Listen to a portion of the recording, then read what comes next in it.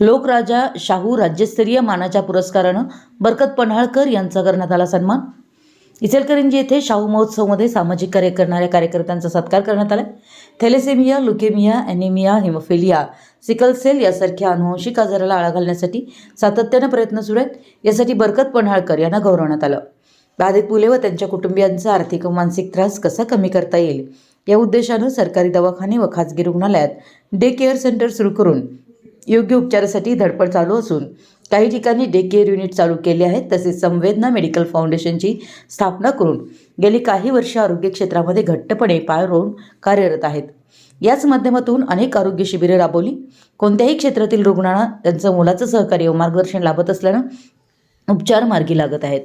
विशेषतः थॅलेसेमियासारख्या अनुवंशिक गंभीर आजाराबाबत जनजागृती निर्माण करून अशा आजारांना त्रस्त असलेल्या रुग्णांच्या सेवेसाठी अहोरात्र कार्यरत आहेत।